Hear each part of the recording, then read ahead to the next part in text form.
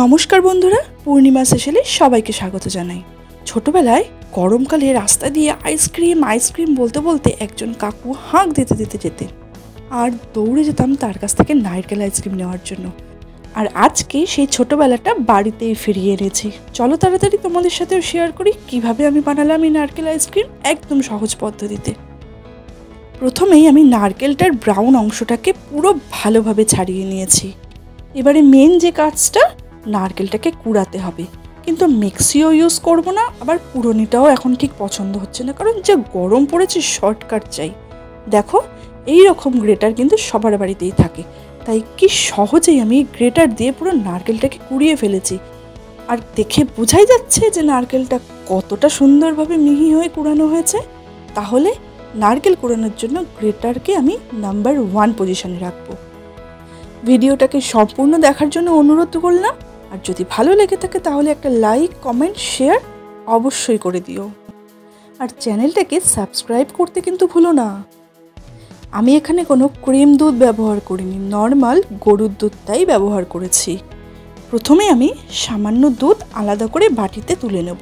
কেন তুলছি সেটা আমি একটু পরেই তোমাদেরকে জানাচ্ছি।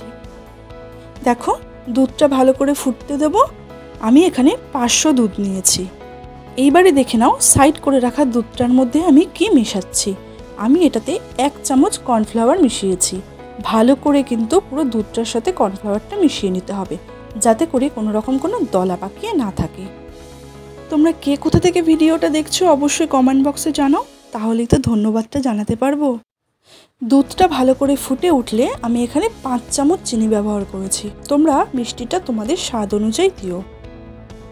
আর চিনিটা ভালোভাবে দুধের সাথে মিশিয়ে নিতে হবে। এরপরে যেটা করব, কুড়িয়ে রাখা নারকেলটার হাফ নারকেল আমি দুধের সাথে মিশিয়ে দেব। আর পুরোটা দিলে হবে না, কিছুটা রেখে দেব। কেন রাখবো সেটা আরেকটু পরে জানতে পারবে। এবারে ভালোভাবে মিশিয়ে দুধটাকে ফুটতে দিতে হবে। আমাদের উদ্দেশ্য কি, দুধটা তরল অবস্থা থেকে একটু ঘন অবস্থায় আনতে হবে, না হলে আমি জমাবো কি করে আইসক্রিমটা। সেই জন্য ভালো করে দুধটাকে আমি ফুটতে দিয়েছি। এইবারে কর্নফ্লাওয়ার গোলা দুধটা আমি এর মধ্যে দিয়ে দেবো। কর্নফ্লাওয়ার যেহেতু একটু ঘন করতে সাহায্য করে, যদি ইউজ করি তাহলে কিন্তু অনেকটাই ঘন হয়ে আসবে।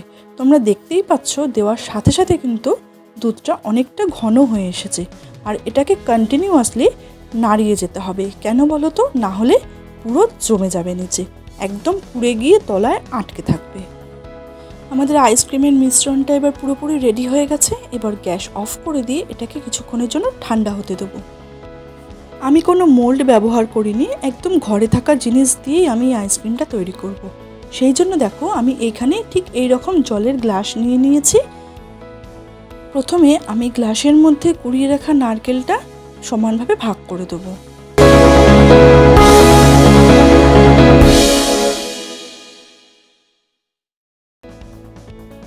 এইবারে গ্লাসগুলোর মধ্যে আইসক্রিমের মিশ্রণটা আমি ঢেলে দেবো।